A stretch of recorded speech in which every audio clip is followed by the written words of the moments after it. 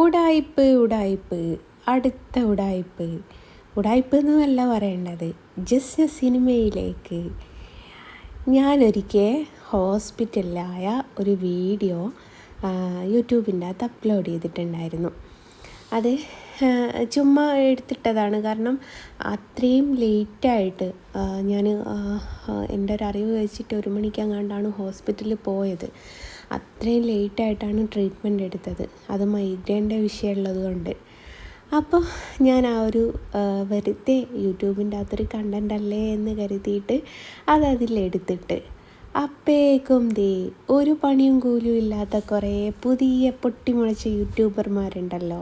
ഞാനും അതേപോലെ പൊട്ടിമുളച്ചൊരു യൂട്യൂബറാണേ, അത് വേറെ കാര്യം. ഈ റിയാക്ഷൻ വീഡിയോ എന്ന് പറഞ്ഞിട്ട് ചില ലവന്മാരെടുത്തിടുന്ന കുറേ വീഡിയോസ് കണ്ടിട്ടുണ്ടോ? നമ്മൾ എന്തെങ്കിലും ചെയ്തത് ഓസിക്ക് ടൗസർ അടിക്കുക എന്ന് പറയുന്ന ഒരു പരിപാടിയാണ് അവർക്ക്. അപ്പോൾ അയാളെടുത്തിട്ട് ജസ്റ്റ് സിനിമയിലേക്ക് അങ്ങനെ നോക്കും വേദാ, ഞാൻ ഹോസ്പിറ്റലിൽ കിടക്കുന്ന ഒരു വീഡിയോ, അതും ഞാൻ ആക്ടിങ് ആണ് പോലും. അപ്പതേ ഒന്നും കൂടി ആക്ട് ചെയ്തേക്കാമെന്ന് കരുതി പനി ചെറുതായിട്ടൊന്ന് പിടിച്ചു. പനി പിടിച്ചപ്പം ഹോസ്പിറ്റലിൽ കൊണ്ടുപോയി. അപ്പതേ കാണിച്ചു കൂട്ടുന്ന വികൃതികളാണ് സിസ്റ്റർമാർ.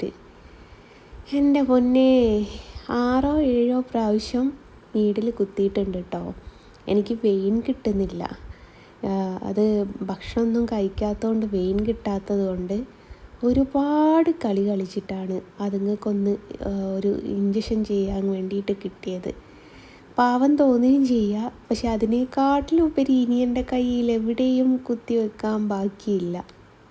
അപ്പോൾ ഈ വീഡിയോ ശരിക്കും അരുൺ എന്തിനാണ് എടുത്തതെന്ന് വെച്ചാൽ, ഒരിക്കൽ കുത്തിയിട്ട് ബൾജായിട്ട് കൈ വീങ്ങിയിട്ടുണ്ടായിരുന്നു. അപ്പോൾ ഇവൻ എന്തെങ്കിലും ഒരു ഇഷ്യൂ ഉണ്ടാവുമോ എന്ന് പേടിച്ചിട്ടായിരുന്നു അവനെടുത്ത്. അപ്പം നമ്മളാരാ മുതൽ അമ്മക്ക് യൂട്യൂബിൻ്റെ അകത്തേക്കൊരു വീഡിയോ അല്ലേ, കണ്ടൻറ്റ്.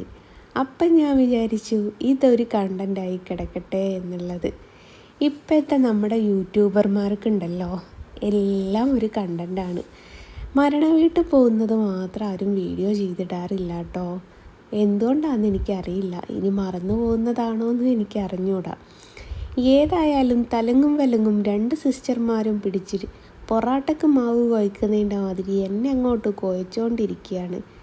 എന്താക്കാനാ, വെയിൻ കിട്ടണ്ടേ? വെയിനാണേ ഒടുക്കമ്മത്തെ വാശി, തരൂല ഞാൻ എന്നും പറഞ്ഞിട്ട്.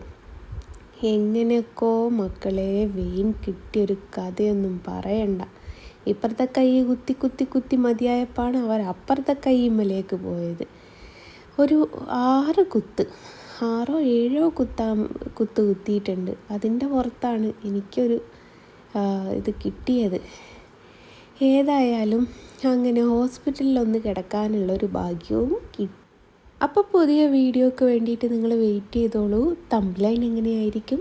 ജസ്ന സിനിമയിലേക്ക് അഭിനയവുമായി ഹോസ്പിറ്റലിൽ നോക്കിക്കൊള്ളേണ്ടി മിക്കവാറും വരും.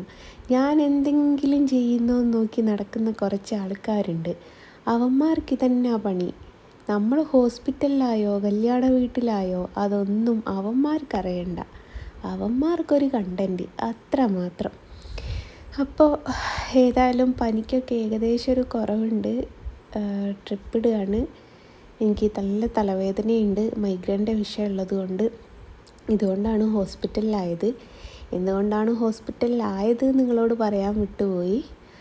അങ്ങനെ ഗായ്സ്, ലാസ്റ്റ് ഘട്ടത്തിൽ നമുക്ക് ഞരമ്പ് കിട്ടി ഗായ്സ്.